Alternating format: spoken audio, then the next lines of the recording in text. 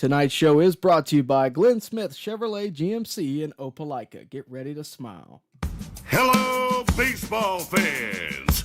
You're watching On Deck with Tyler Redmond. Welcome into On Deck. We are joined by none other than 2004 MLB All-Star Johnny Estrada. Good to see you, brother. You too, man. Glad to be here. Always good to see you, Johnny, and of course, happy to have you here. This isn't the first time we've done this. We've done it before, but it's the first time in the new set. It's the first time, we've really been able to sit down and dive into the offseason and dive into what's going on. Of course, we found out today Blake Snell signed to the Dodgers. We're still waiting to hear about Max Fried, but what are your thoughts about just everything going on right now with the offseason? Well, this is a PG show, so I won't say what I really feel about the Dodgers, but brutal, man. They're trying to buy another one. I mean, in your wildest dreams, would you have ever thought that somebody like Shohei Ohtani would get paid in a situation where $700 million for 30 years, 40 years, would that have ever crossed your mind as a player? No. I mean, the salaries kept going up, but I never thought they'd get to where they're at right now. I mean, it's a good time to be a baseball player. That's for sure. Absolutely. And, anytime you've been a free agent before, anytime you're a free agent, what are you looking for, from a team? Like Max Fried's situation right now. He's been a Brave his whole career for the most part. Had a brief stint with the Padres, but that doesn't matter anymore. But he's been with the Braves. He's made his name with the Braves. He now pretty much is the top prize, especially with Snell gone, as a starting pitcher. What is he looking for? Is he looking for the best team? Is he looking for the most money, or a combination of the two? Well, I think he's a West Coast guy, so playing at home, getting to play in front of more family and friends, that's always something that goes through a free agent's mind. I don't know if it's always about the money. I don't know Max, but I know he's a gamer. And I know we need a pitcher like him if we're going to lose him. When you look at the current rotation for the Braves as it stands right now, of course, the Cy Young Award winner, Chris Sale, at the top of that list at the moment. Spencer Strider will be with the Braves, but he will start the season likely still on the injured list. Of course, you got Spencer Schwellenbach, who's been really good. You got Reynaldo Lopez, that's been really good. Overall, how do you feel about the Braves rotation as we move forward and move into this next season with a little bit of uncertainty? But even if we don't get Max, how do you feel about the Braves' ability to find maybe that one more guy in the well? Well, we've always been able to find what we needed, what we need. I think we have a great GM. We got some young guys coming up that could compete for a spot, but it's always nice to have veterans that have been there, done that. But sometimes you got to be economic. I know we have a good bullpen with a closer, so if we can just get them healthy starters and get some of our position players back healthy, we'll be right back there. Did you ever have a year like this past season where it just felt like every time you turned the corner, somebody was hurt? And not only were they hurt, they're going to be hurt for quite a while. Did you ever have a season like that? Yeah, like 2005. I got hurt. I think Chipper got hurt. I think a few guys got hurt because that was when we brought up the young guys, like Kelly Johnson and Frank Hoare and McCann. I can't remember, but I think we had a few injuries that year. That's why it was so special that we still won the division that season. I've asked this question to you before, but I always like to reiterate it. Anytime I get around you or Leo Mazzoni, I always like to ask this question. We're so used to winning the division, right? It's kind of what the 14 straight. Now we just had 6 straight. Of course, it ended this year with the Braves not able to take it. We just talked about the injuries and everything. But how hard is it just to win the division one time as opposed to 14 straight or 6 straight? I mean, it's hard. I mean, like Bobby always said, the best team is the team that wins throughout the 162 schedule. Playoffs is a crapshoot. But to do it 14 years in a row, I mean, I'm hoping it'll never be broken. So they got to start all over next year. That's good for us. But in 2004 we were finished fourth, I think. 2005, they didn't pick us to win anything. So those years were special. Absolutely. And Johnny, for those that may not know, you are a former big league catcher, but you're also still a baseball coach. Coach at Heritage School, and you're representing it. You're representing it well. How has it been for you to go from a player to now a coach? Hard. Yeah, I wasn't a very good coach when I first started. When I first quit playing, so I had to learn.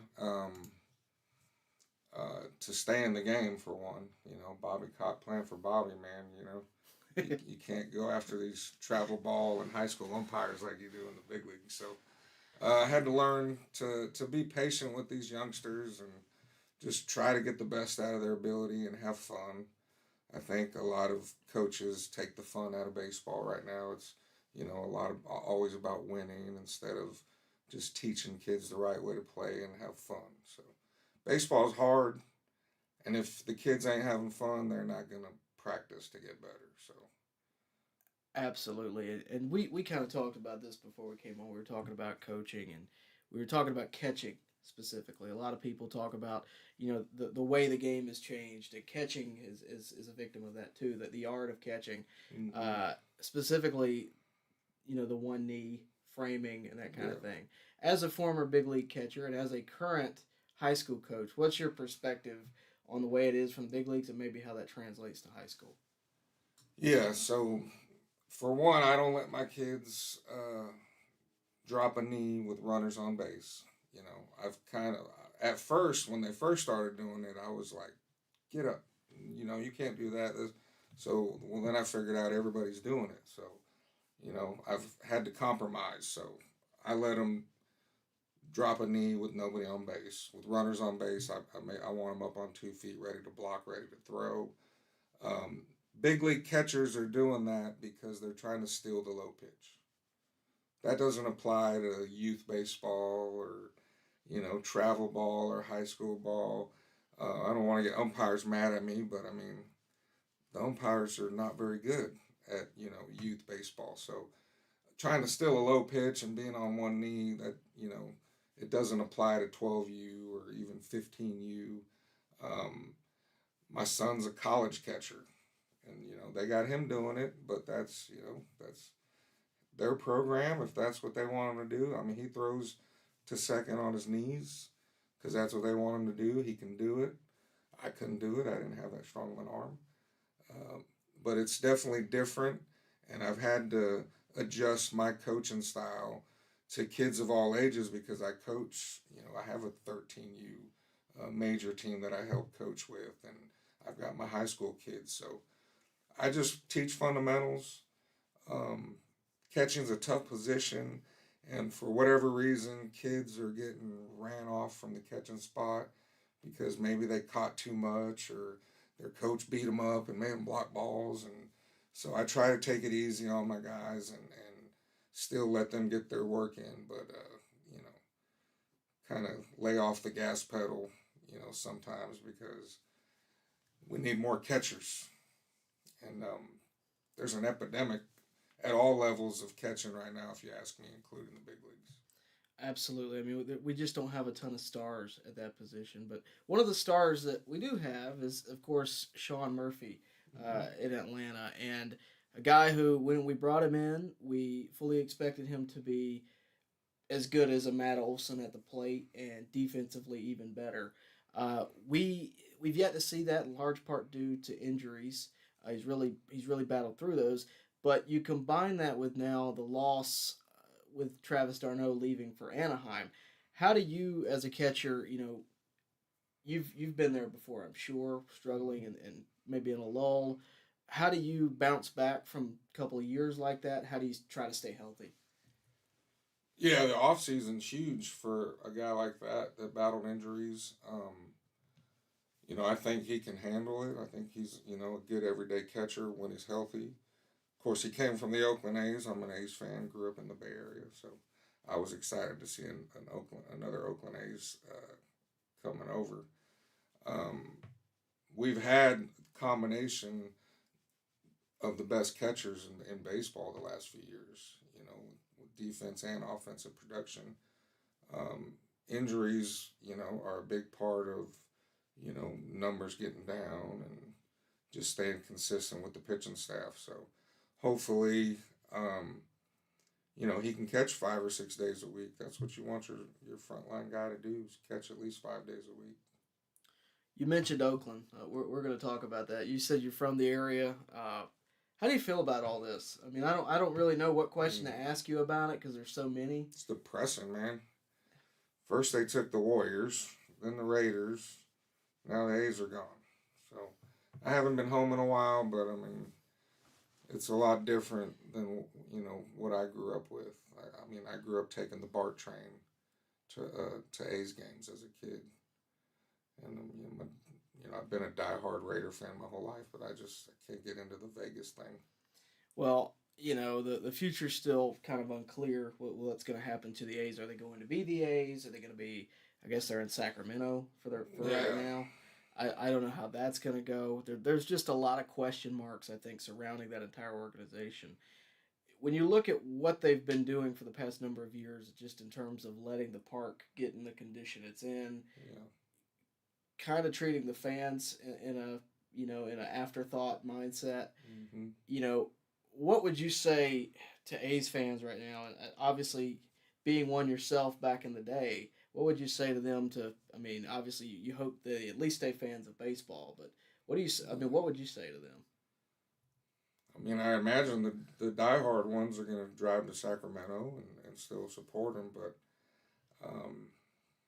hang with them, man. My families are, my dad, diehard Raider fan, A's, Warriors. But the Warriors play in San Francisco now across the bay, so it's kind of weird. Absolutely. But it's rough right now to be a Bay Area sports fan, unless you're a Niner fan. Absolutely. You have an interesting perspective. You came up, obviously, in the big leagues, a generation before the current one we're in. The situation with you getting scouted back in the day and figuring out your path to the big leagues, how much has that changed? And you have a perspective now as a coach to see players who may be getting scouted too and maybe considering college as a path. How much has that changed over the years? Yeah, it's a lot different. And it's really going to be big this year with the new rules, the NCAA and the portal and all that stuff, man. I can't imagine. But I'm a product of junior college. I think it's a great option right now for kids coming out of high school.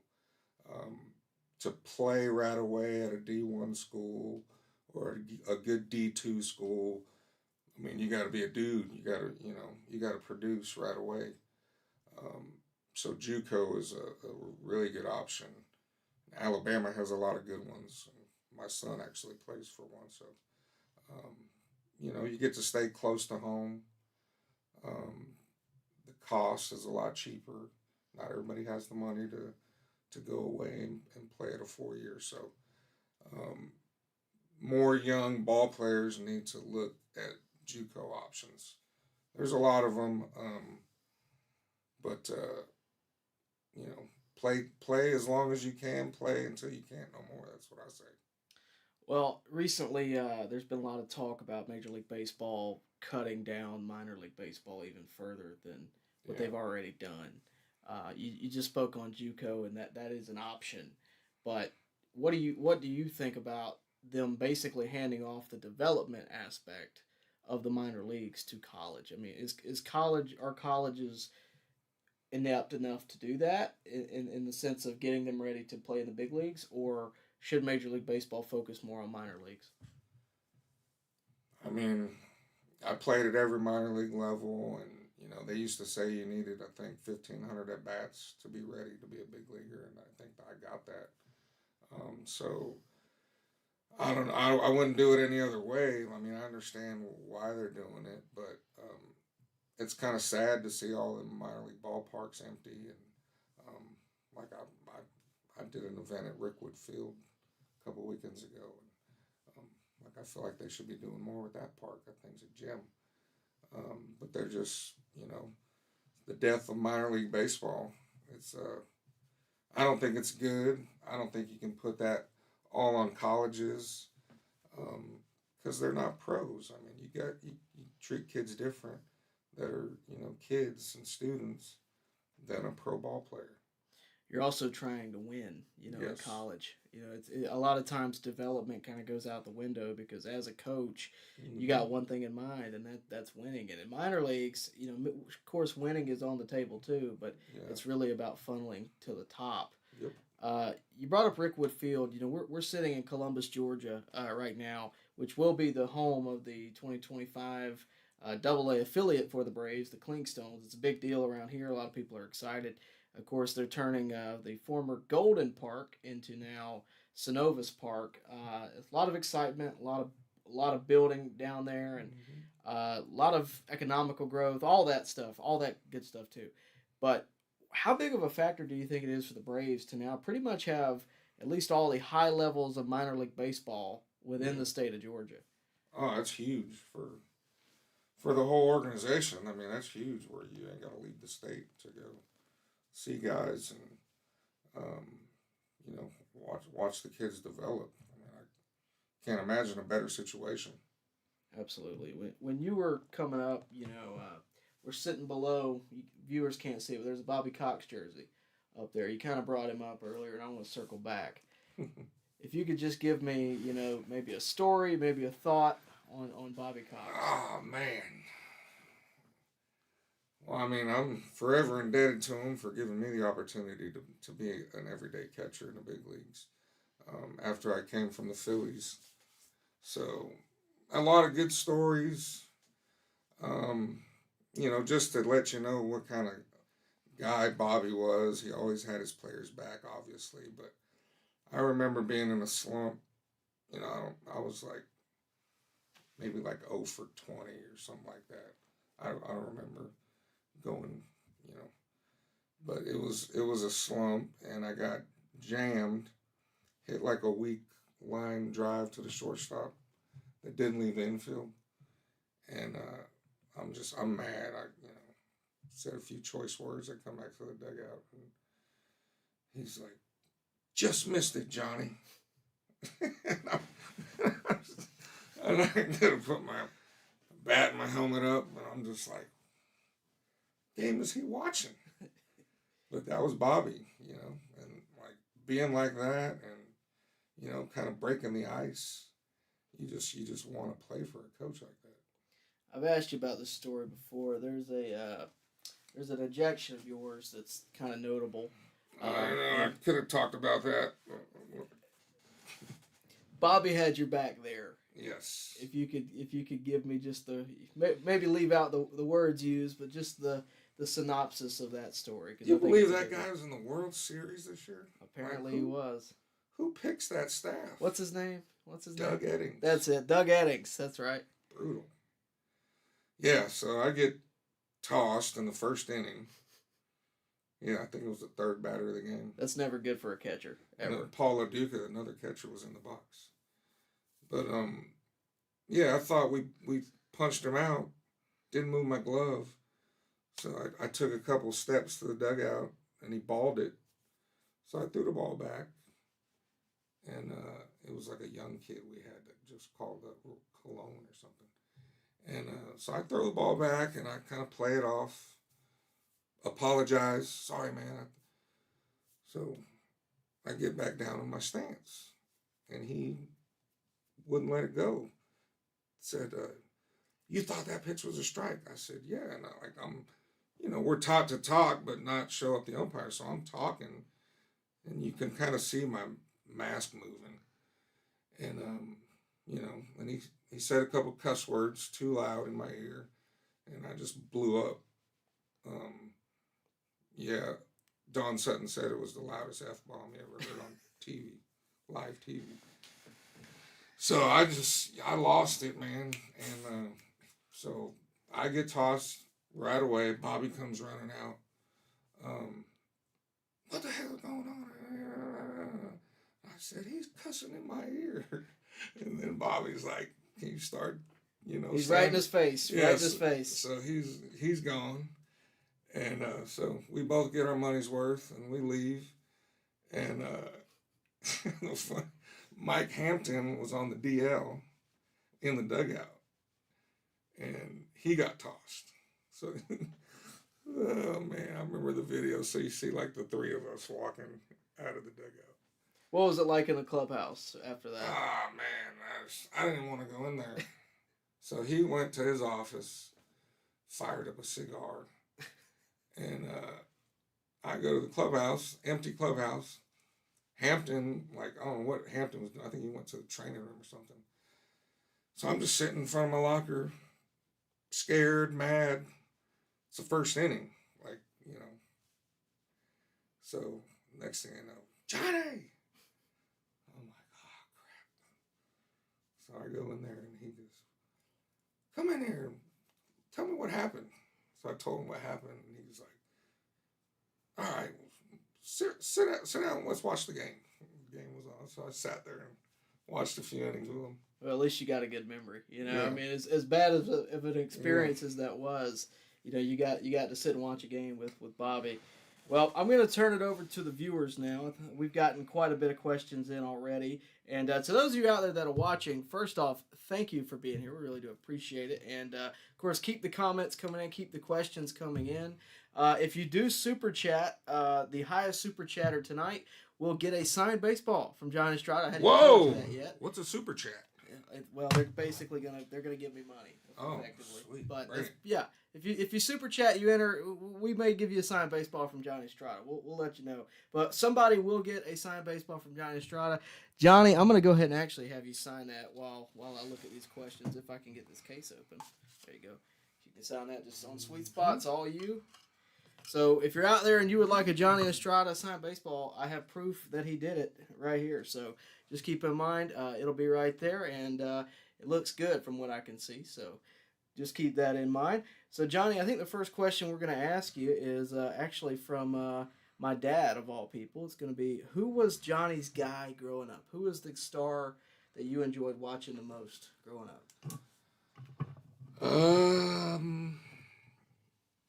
Well, I was an Oakland A's fan, so I always liked watching Ricky Henderson and Dwayne Murphy. When I got a little older, it was, of course, the Bash Brothers. Those 90s teams that we had were tough to beat, man. We had a good pitching staff, and we're almost loaded every position. I remember having Walt Weiss back when he was Rookie of the Year. Now he's, one of our coaches. Yeah, absolutely. A lot of good memories. You brought up Ricky Henderson. I think the only real modern version of Ricky Henderson, a guy that has power, a guy that has speed. The only guy we've really seen is actually on the Braves and Ronald Acuna. Yeah. How much do you enjoy watching him play when he's healthy, obviously? But how much, the 40-70 season. Ricky did it a lot longer, I'm aware, but the 40-70 season, how impressive is that? Man, that was ridiculous. I mean, that was the reason why nobody ever did it. But man, I hope he comes back.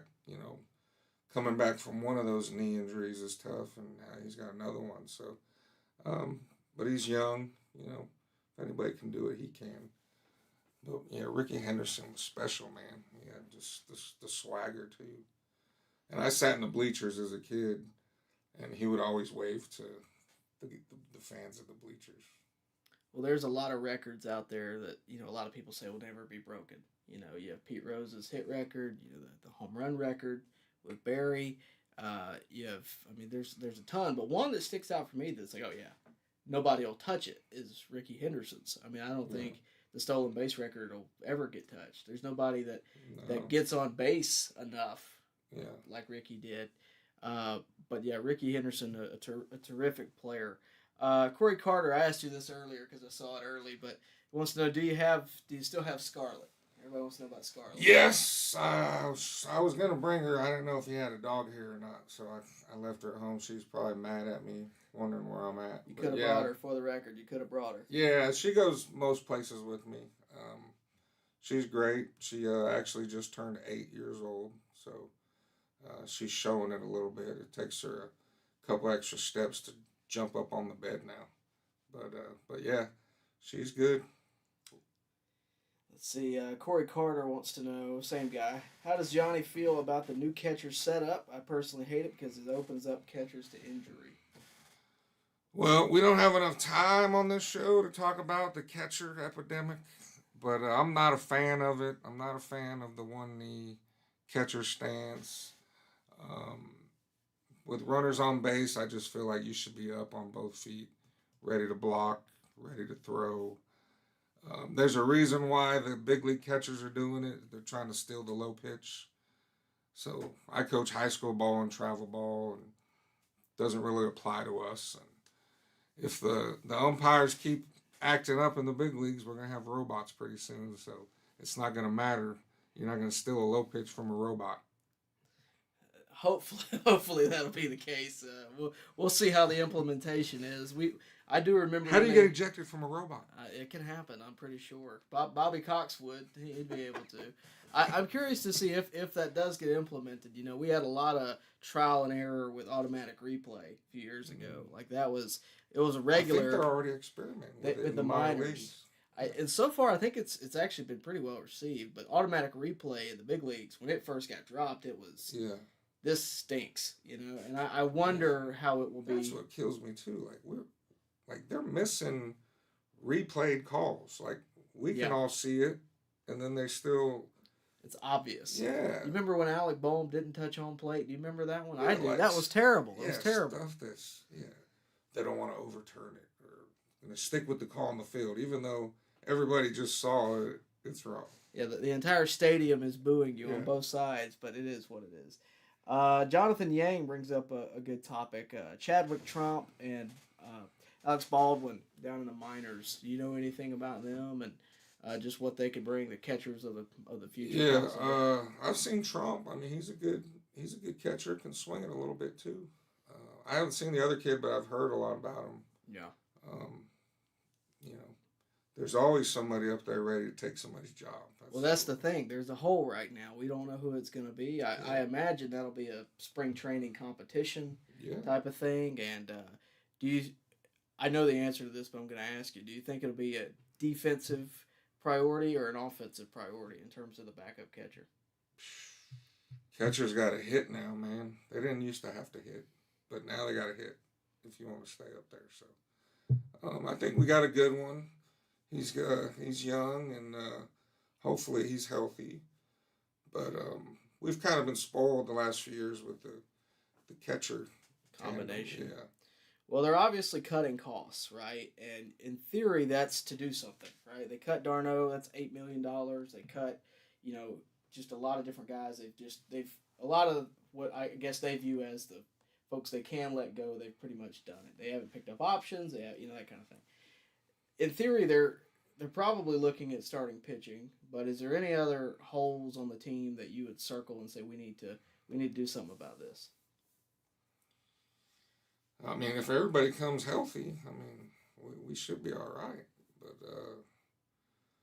I don't know. I know in the bullpen you got a few injuries. A.J. Minter won't be back, or we don't know if he'll be back. Joe Jimenez is out for the year, that kind of thing. I definitely think they're going to attack pitching. I think that's the priority. Outfield-wise, I think you're right. I don't think there are any real holes. I think you'll have Acuna back hopefully at some point. Jared Kelnick will be back. And of course, Michael Harris, who you know very well. He's been a stud out there and really kind of came in his own this year. Can't have enough pitching, so I'd imagine. Yeah. I want to elaborate on Michael for a second. You had him, kind of as a youth player. You saw him kind of come up. He worked with a lot of former Braves, including Marquise Grissom, Marvin Freeman. Yeah. You guys, he came up under that, under that coaching core. How impressive has he been, and did you see it coming some years ago? Not that good that fast. I mean, he's been special, man, but he's been getting good information, great coaching from, ex-big leaguers for a long time, and I think that really helped him transition into the spotlight. He was ready for it, and, you haven't even seen I think, the tip of the iceberg with him. I think I agree. He's going to be really good for a long time. I think there's a power there that hasn't really been Yeah. tapped into, like in terms of total number of homers for the season. I think that can go up. I think he's got that kind of power. But defensively, Oh yeah. I mean, he doesn't have to show us anything else. I think he should have won a Gold Glove by now. I mean, if he was healthy all the year this year, he might have. Center field's a real competitive spot, but I mean, he is undoubtedly one of the best defenders outfield wise in the game. Yeah. No question. No question. Well, speaking of defense, I've gotten this question a lot on the channel, and we talked about it a little bit earlier too. But Orlando Arcia, we talked about him and what he's not doing offensively, but what he is doing defensively at shortstop. When you look at how much he's making, when the cost effectiveness of it, do you think the Braves should go out and get another shortstop? No, I mean, I think he plays solid D. He can hit a homer for you at any time. He's a great teammate. I mean, everybody loves him. And like for what he's getting paid, I mean, he's got to be one of the better bargains in the big league. So, yeah, I think we can spread that wealth other places. Absolutely. The coaching core has shaken up a bit as well. We all know Kevin Seitzer will not be returning to the Braves in 2020.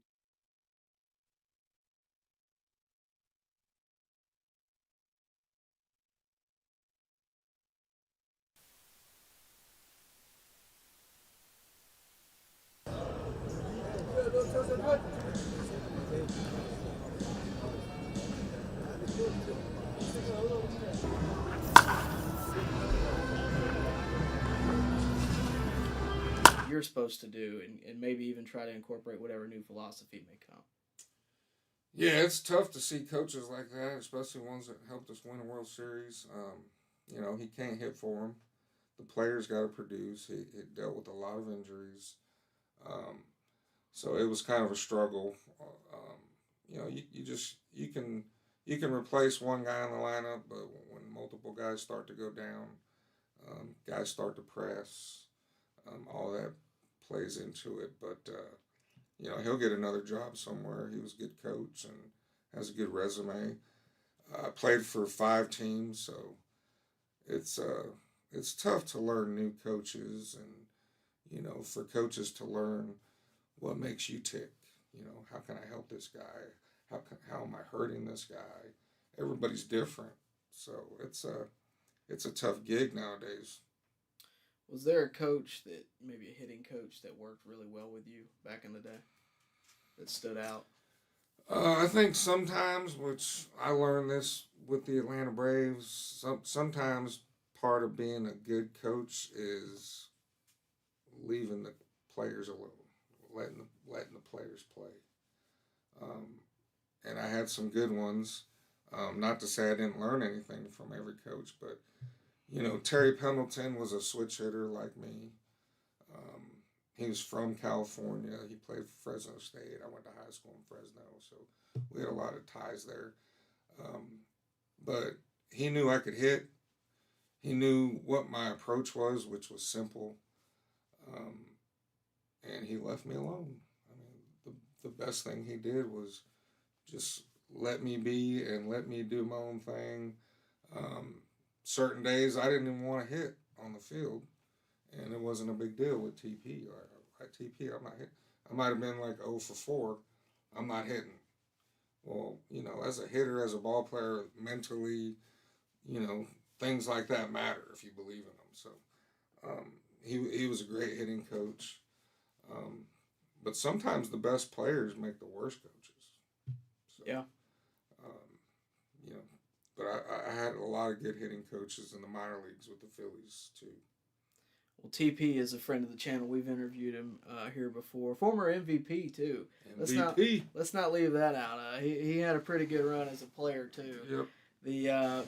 When I look at your career and your time, you had a lot of standout stars on the team with you. Obviously, Chipper was probably the main constant. I mean, he was there 19 years, but the pitching staff was pretty good. Corey Carter asked an interesting question that I've never thought to ask you, and I've known you for probably 5 or 6 years. I've never asked you this. What was it like to catch Smoltz as both a starter and a reliever? Yeah, special, man. I feel, privileged to have caught him that last year he was closing because he was electric. I mean, and I can remember standing on that front step watching that, pre that thing he came out to, like with the music and then the thunderstruck. And so it used to give me chills, and then I would run out there. And then catching him as a starter the next year, uh, velocity, of course, was a little different. And he threw a lot more curveballs. Like he implemented pitches that he didn't normally throw as a closer. So it was fun. He's the best pitcher I've ever caught. That's quite a compliment. And when you look at, a lot of people are going to point to the big three: Maddox, Glavine, Smoltz. But Smoltz, out of the three of them, competitiveness wise, the guy's on a different level. I mean, I think he's still doing competitive golf, and he's good. Oh yeah. But take me into the mind of Smoltz. What's it like going through a game plan, maybe like how to attack a lineup and that kind of thing? Well, the hitters he was facing didn't matter. It was all about him and his stuff and keeping him locked in mentally. Um, but a funny story. One of the first times I caught him, I like to warm up the starter the whole way, and I would take him into the game. So I warmed him up, and we're walking in, and he's like doing this, and I'm like, oh man, what's wrong with him? So he tells me, hang with me tonight, Johnny. I don't feel good. And I'm like, oh, what am I supposed to do? So when I got back to the dugout, Bobby would always ask, oh, how's he look, Johnny? The starter, and I'd always say, oh, we're good. So he's like, how's he look? And I just kind of nodded my head. He was like, what's wrong? I was like, he said, to hang with him, we might want to get somebody up early because he don't feel good. So Bobby goes, perfect. Let's go get him. And I'm like, well, am I lost? Like, what's going on right here? Well, apparently if Smoltzy thought something was wrong with him, he pitched his best all the time. But if he ever said he felt good, that's when you should panic. How'd he pitch that night? Do you remember? He threw 8. Of course he did, right? Yeah. Of course he did. I mean, you played with a lot of good ones. I mean, a lot of Hall of Famers. I mean, Smoltz is one, Chipper's one. When you think about all the guys you played with, Andrew Jones is in that list too. And he's not in the Hall of Fame yet. His stock is rising. Yeah. How do you feel about his Hall of Fame candidacy, and how was he as a teammate? I mean, he should be in there. I think a lot of guys are pulling for him. I think he'll eventually get in, but I think he should have been in there by now. For a decade, he was the best center fielder in baseball and produced offensively. I mean, yeah, his numbers tailed off towards the end of his career, but I mean, what he did for a 10-year stretch in there, I mean, put that up against a lot of other guys. And the defense was just next level special. It's tough to beat 10 Gold Gloves straight. Yeah. Plus 400 homers. Yeah, with no question. I don't know what else a Ryder would need. I don't know what else. But that's kind of the Hall of Fame pretty much anyway. I mean, there's so many that aren't caught up in a scandal, aren't caught up in anything, steroid wise or betting wise or anything like that. There's so many that should be in anyway that aren't. Fred McGriff, it took him forever to get in, and Dale Murphy, I'll stay on that hill. Dale Murphy, I think, should be in. Don Mattingly has a case. We could go all day, all the way back to Vada Pinson if you want to. But yeah, how do you win 2 MVPs and not make the Hall of Fame? There's very few of them that didn't, but it's real. And when you look at the Hall of Fame and you look at who's in and who's not in, in your opinion, when you don't have the hit king in, when you don't have the home run king in, when you don't have all these guys who were so influential in the game not in, at what point is it not a Hall of Fame? Yeah, I mean, you can put those asterisks, whatever, next to names, but eventually, I think the fans they want to see the best players in there. I mean, I think they have an argument. I'm not going to get into all the the steroids and the gambling stuff. Yeah, I don't expect you to. But you know, watch any game nowadays, and you're gonna see a sports betting commercial or something on TV. Absolutely. You need one of them to sponsor the show. Yeah, if you're out there, we would love a sponsor. Absolutely. And of course, thanks to our sponsor, Glenn Smith Chevrolet, for all of their support. We got a super chat. Jonathan Roberson, good Let's friend of mine. Jonathan is currently in the running for the signed baseball by himself. So if you're out there and you would like a Johnny Estrada signed baseball, super chat. Jonathan says, what was your favorite catcher-pitcher relationship you had during your career, and what made it so special? Dang, that's a tough question. I caught a lot of good pitchers. I have to say the year I caught the Cy Young Award winner, Brandon Webb, out in Arizona. That's a good one. He threw one pitch, ladies and gentlemen, a bowling ball sinker. And he was easy to catch, fun to catch. You didn't really go over a scouting report with Webby. He just, threw whatever I put down, and had a great year that year. I've never seen big league hitters so defeated facing that guy when he was at his best. Because, look, my thumb was crooked. I was still from that guy. But, yeah, like big leaguers getting in there like, yeah, this should be fun. Yeah, beat it into the ground. Well, let's bounce back from that. You mentioned big leaguers looking defeated against Brandon Webb. Was there a pitcher for you that just you couldn't do anything with? Well, obviously Randy Johnson. I tried, almost got a hit. The night he threw a perfect game against us.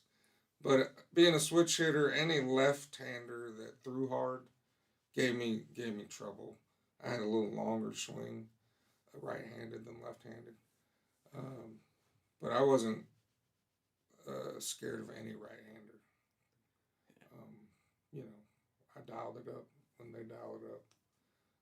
But yeah, like Billy Wagner's and Randy Johnson's. I was going to ask you about Billy. I think I barreled up a ball one time against Billy Wagner, and I got excited, and the center fielder caught it. Randy, I think, is the one that's, universal. Like, everybody goes, he's so tall. He's a unique thing. Just very uncomfortable at bat. Yeah.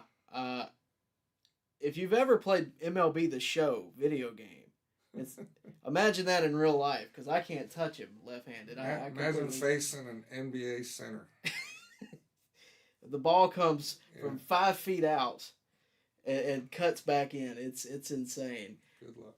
Was there let's talk about Billy Wagner, because I think Billy Wagner is another one of those many that belong in the Hall of Fame. Probably the greatest reliever from the left-handed side, possibly all time in terms of the numbers. When you look at his career, obviously he played for the Braves for that final year. Mm-hmm. When you look at his numbers, over 400 saves, he's got 11.9 strikeout per nine. I think I've done that. I've talked about this a lot. When you look at his numbers, and how is he? You talk about how he is to face, but how elite was he compared to anybody else? He was one of those top dudes for a long time. He was one of those top closers for a long run there with the Astros.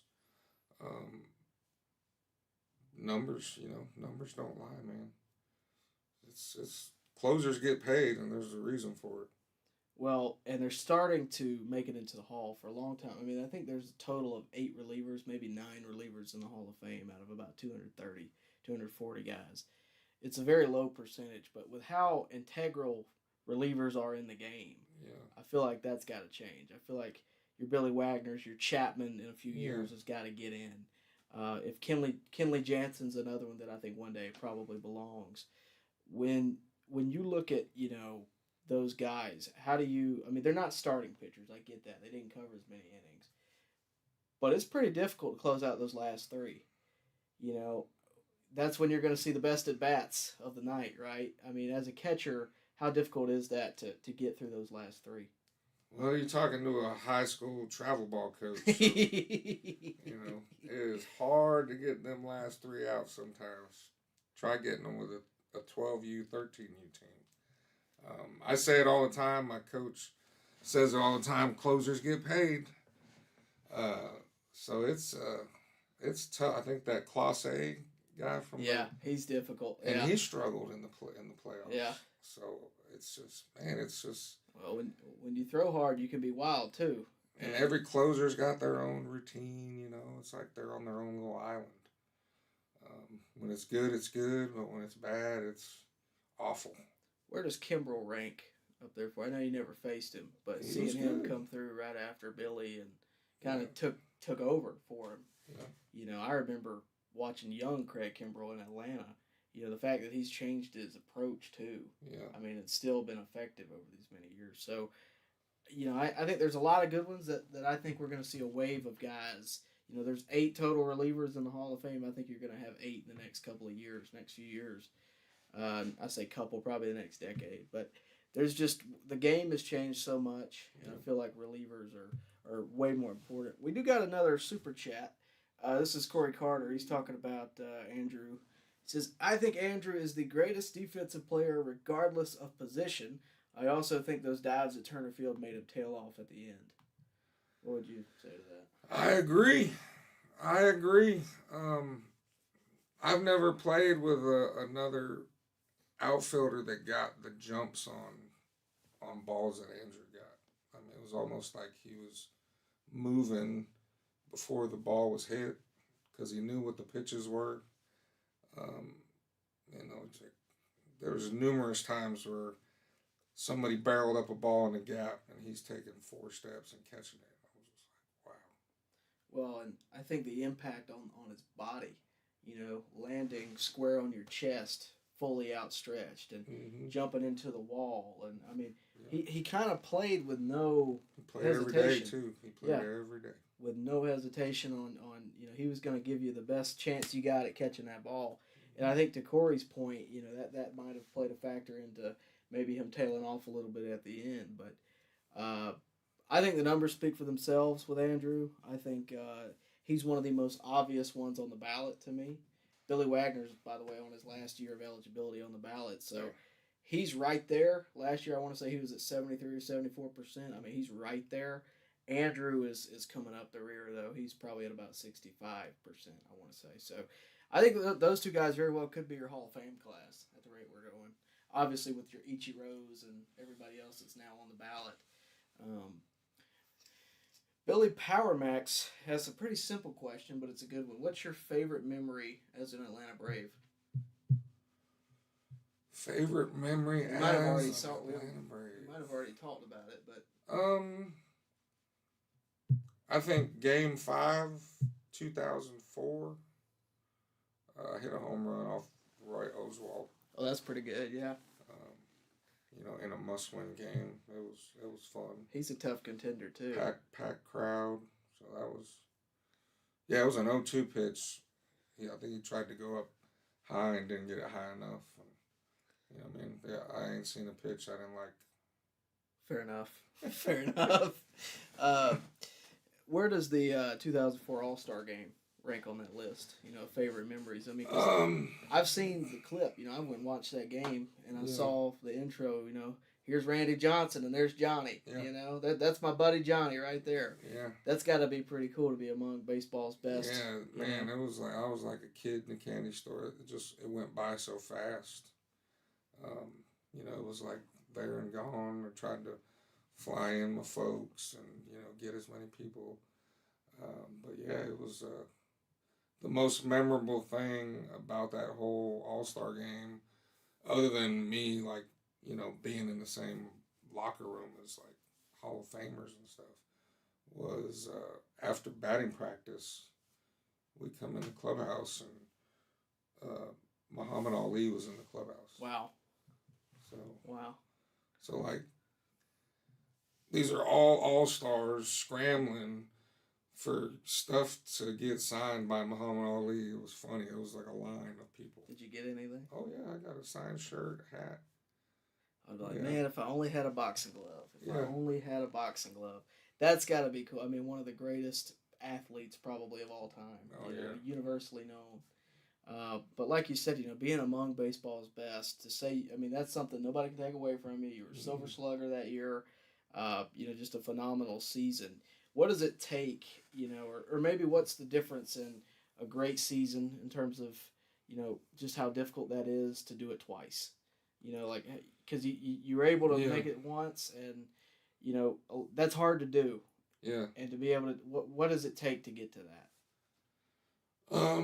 Mental toughness, I mean, has a lot to do with it, but like when I finally got a chance to play every day and did good in '04, and then I got injured in '05, um, a lot of people thought my career was over. I heard all the, talk and, oh, he's done and blah, blah, blah, this. So that kind of lit a fire under me. I get traded to the D-back, so I really worked hard that whole offseason, getting my head right and my body right, um, and to prove to myself that it wasn't a fluke. I could hit 300 again in the big leagues, and so I was motivated. Of course, I had small kids, so when you're trying to feed a family, You're a little bit more you motivated. know, the ball gets a little bigger. I like that. Let's see what else we got. Another super chat again from Corey Carter. Corey's got a lot of questions for you tonight. Come That's a on good with thing. it. He says, "Will we ever go back to fundamental hitting instead of launch angle? So tired of guys Oh. loading up on their back foot and making non-productive outs." Yes, we're breeding cage killers, I call them, in today's baseball world. Guys that kill it in the cage but can't buy a hit in the game. Not a fan of launch angle or whatever that stuff is. To me, you got to hit down and through the baseball, no matter what. You know, Power hitters get paid to hit home runs. Of course, they're a little bit different, but I feel like if you want to hit for a high average, you got to keep it simple and use the whole field. Absolutely, that's a good But question. good luck on seeing button and hitting and running. I think it's going to take a little bit for that. I will say that as much as I don't like changes to the game, I think making the bases a little bigger and making the rule about throwing over, I think that did encourage a little bit, especially for Acuna, Yeah, for stolen bases a little more. But hitting and running, I haven't seen one of those in yeah. quite a while. I mean, There's free hits out there, on the field with the way they play defense now, and guys are still hacking away. this kind of goes to that point. You mentioned hitting 300 and how big of a deal that was for you back in the day and how much, you wanted to prove that to yourself. It's not a big deal for players anymore to hit 300. It's all No. about can you hit 40, 50, 60, 70 home runs now. Hmm. How much has that hurt the game in terms of, just continuity to itself, but also the fan experience and the viewer experience and just the mindset of a game? It's all about the big long ball now. Yeah, you don't see the fundamental. They call it small ball, but it's really just fundamental baseball. Butting guys over, getting guys over to third with less than two outs. So not a lot of stealing going on.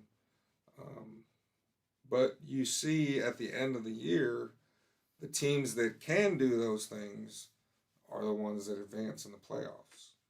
It might not be a big deal during the season, but when you're in a 5-game series, it's those little things that matter. And the teams that can bunt when needed and play defense, um, you'd be amazed in baseball now if you just lay one down, put a little pressure on the defense, stuff happens.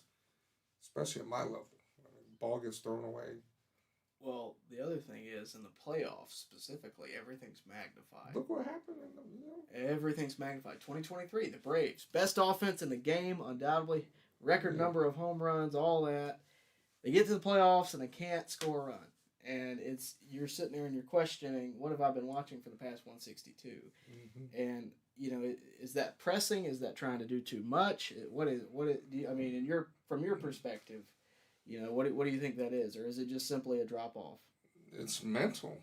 It's all mental, man. Like it's just the guys that can dial it up when the lights are on, and know when to dial it down, of course. But it's all between the ears, man. It's like I ask my kids all this time, all the time, like how come everybody don't hit 300 in the big leagues?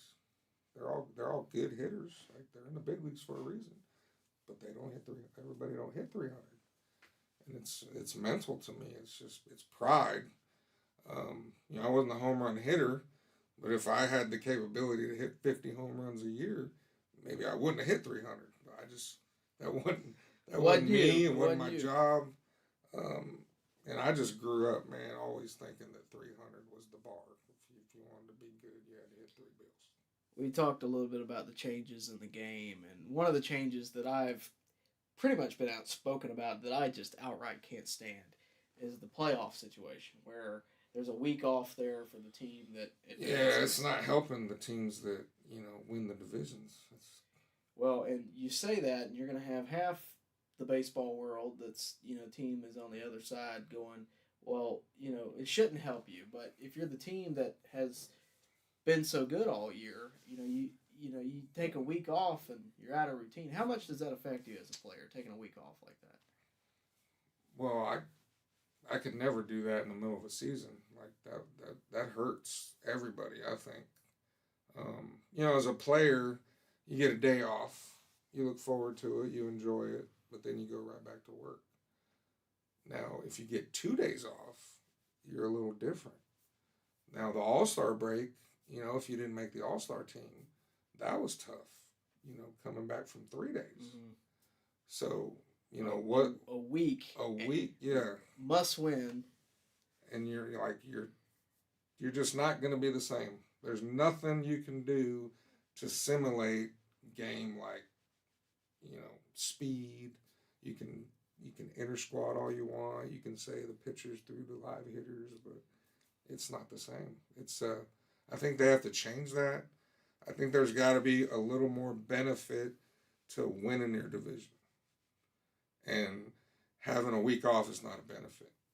Let me ask you this. I've entertained this idea before, expanding the playoffs even further, putting in 2 or 4, however many more teams, and everybody plays the first round.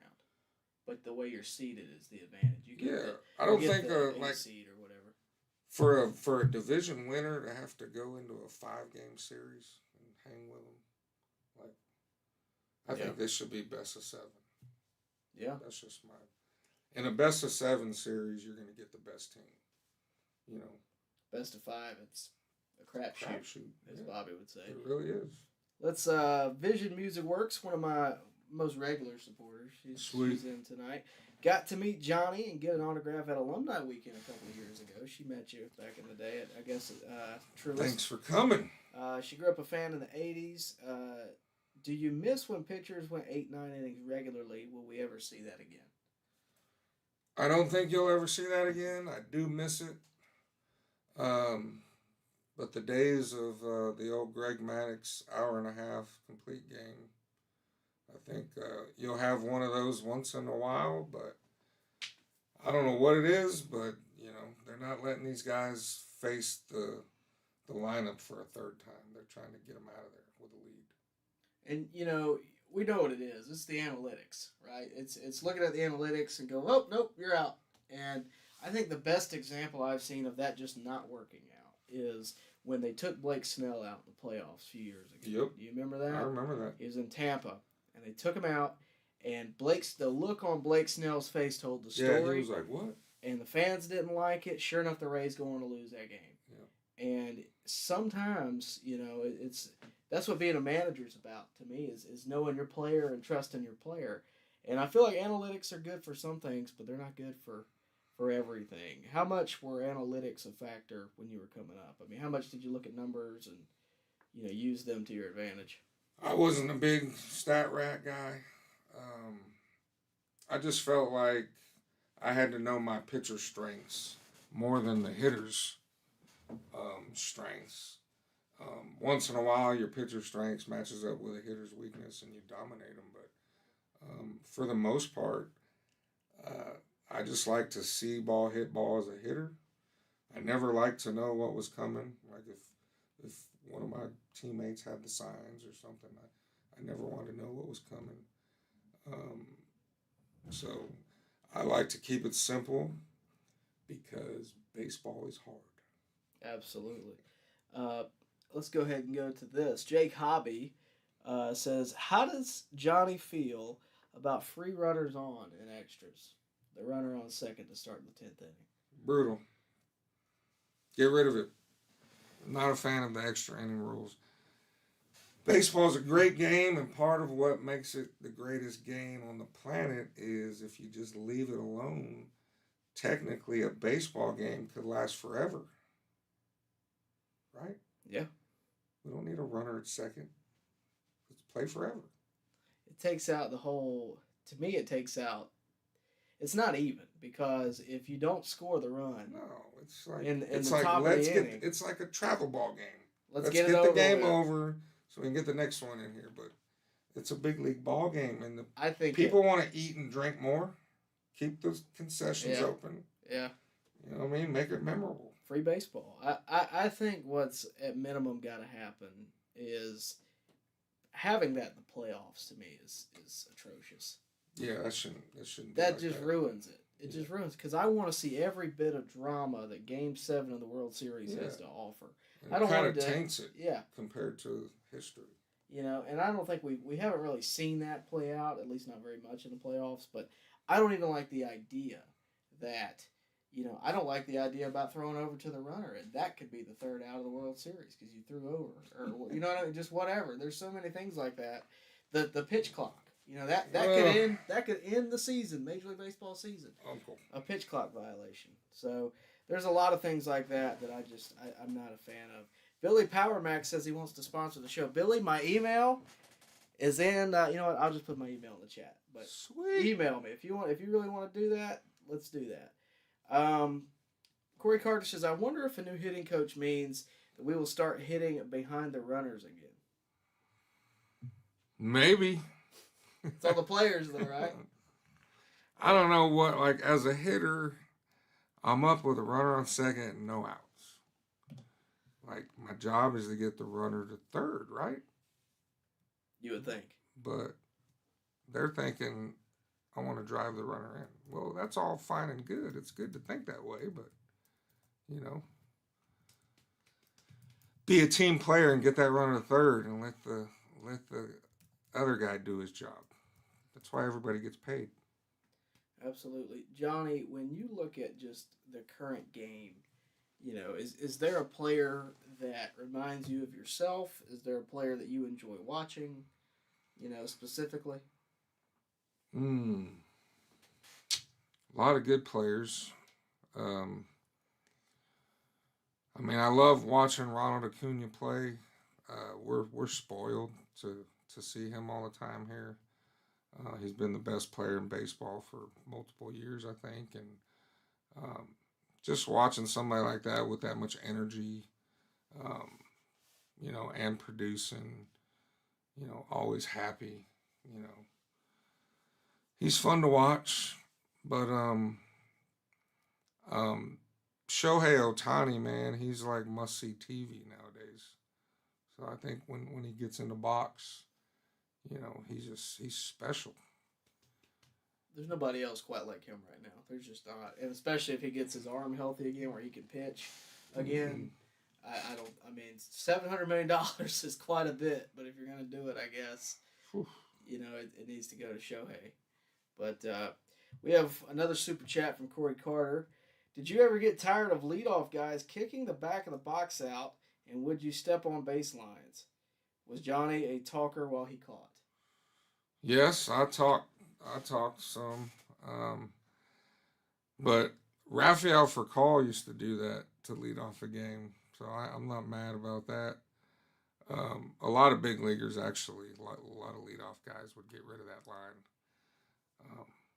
Some umpires would take it personal, but most they knew what was going on. I'm going to elaborate on that. You say you talked. What are some of the normal interactions if you were to talk? Were they positive? Were they, I would talk if I could sense like a hitter wanted to talk to me. So I would take that as my advantage. Okay, let me just talk some crap to this guy. Yeah. So I did that often. It was never how's the wife and kids. It was more. No, I would talk to like my old Phillies teammates a lot. like Pat Burrell and Chase Utley and Jimmy Rollins. I remember one time talking to Chase.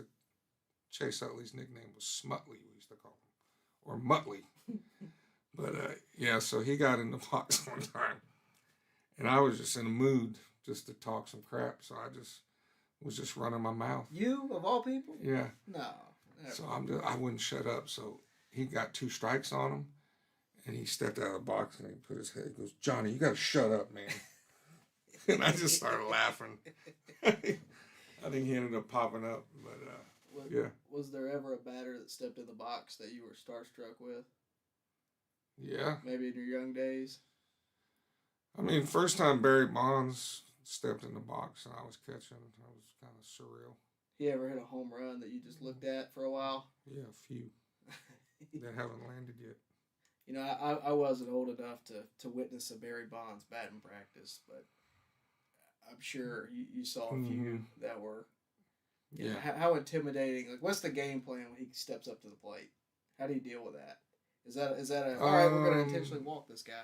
Yeah, we could have got a lot of use out of the new rule and just put him on. But funny thing about Barry, when he knew you were walking him, he would just start taking his stuff off. Like, he wouldn't even stand in the box. Like, the pitch would be clapping like this, and he's bending over and taking this thing off. Ball 3. Yeah. I mean, I think steroids are not. You know, that's beside the point. Joker's the best hitter, I think. I mean, he was a 30-30 guy before all that. It's not even close. I mean, you're talking just supernatural eyesight at 40 years old, bat speed, whatever you want to call it. Yeah. And I don't know if he did anything or not. Like, his strike zone back then was what it is today. Yeah. Like, he would not, like, when you see that little square on TV and the ball is just off the white, like, he would not swing at that. But if it was on the white, you were getting a new baseball. Were there any guys when you were coming up that were maybe at not the end of their careers, but just coming up that maybe you watched when you were younger? And, you know, I'm trying to kind of think of. Well, in 2001, my rookie year with the Phillies, I had the privilege of playing against Cal Ripken and Tony Gwynn. That's what I was hoping. In their final years, and I mean, Tony Gwynn was like my favorite hitter, just for what he could do. Well, y'all are similar, you know. Yeah. You know, I mean, obviously Tony had a longer stretch, but y'all are similar in your approach. I tried to do what he did. He had that 5.5 on his cleats because he was trying to hit that hole between third and short, and he made a living out of it. He sure whooped up on Braves pitchers for sure. Yeah. Even Greg Maddux, it didn't matter. Yeah. There's you know, I've been to your old batting cage, and there's some jerseys on the wall. I believe Gwynn was one of them, if I'm not mistaken. There's another one that caught my attention. Just, you know, I'm in a broadcasting field, and I got his bobblehead right over there with my broadcasters. Bob Uecker. Yeah, he's a beauty. You got a couple of Bob Uecker stories, I know, but I'm a huge Uecker fan. I've heard a few of them. Yeah. Can you give me a Uecker story?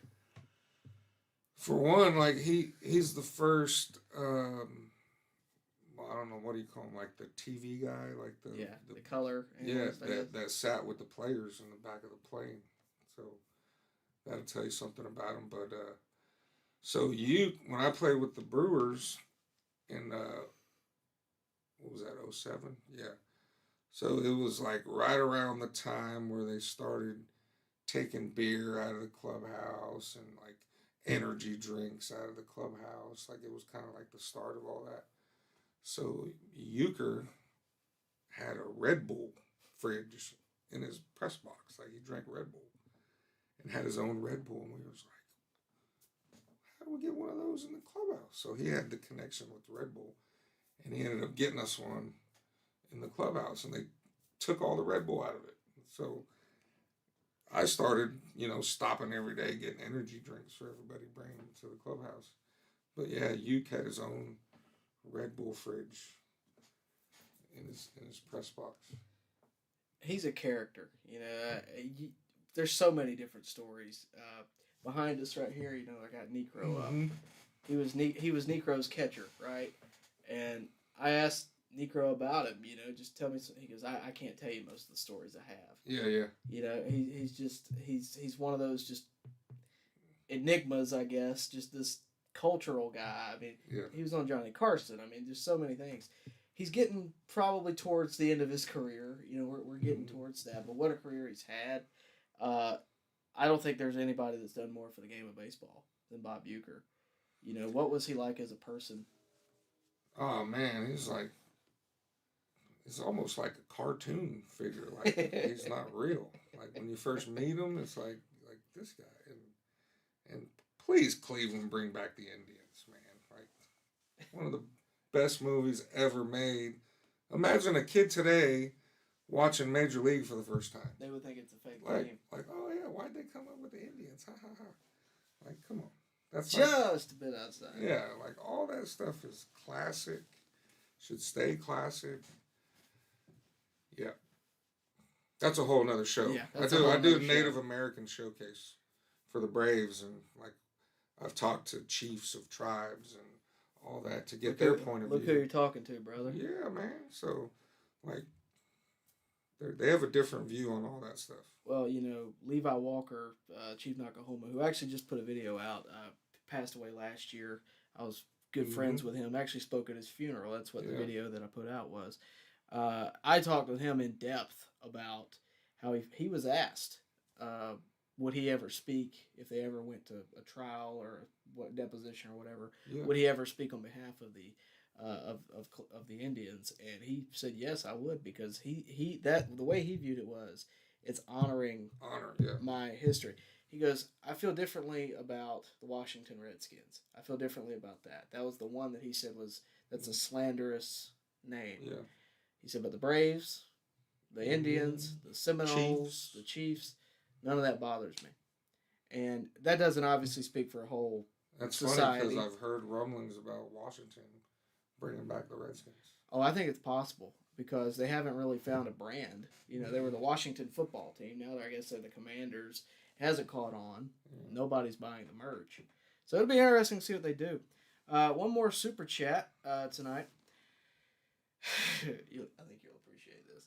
Corey Carter, he's super chat. He's going to be the super chatter that takes the baseball home tonight.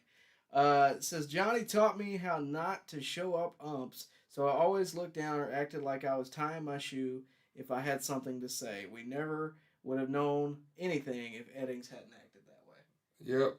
I could only take it for so long. But yeah, I tried to be the better guy in the whole deal, but I think he just thought I was gonna wear it, and he just kept on, and I couldn't wear it anymore. He said the F word one too many times, like right in my ear, and I let him have it. Did you and him ever have any other, not altercations, but conversations? Did you ever make good? Yeah, man. Like he was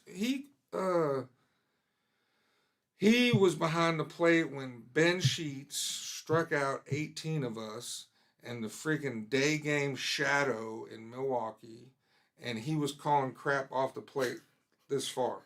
Like look at the film. I remember Chip coming back and going like, what do I do with this? Yeah, so my last at bat, I get in there, and the night before I went 5 for 5. Like one of my best games ever. I went 5 for 5. So nobody's hitting because Ben Sheets has his hammer and like a shadow coming through.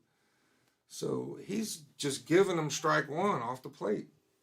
So my last at bat, he does it, strike one.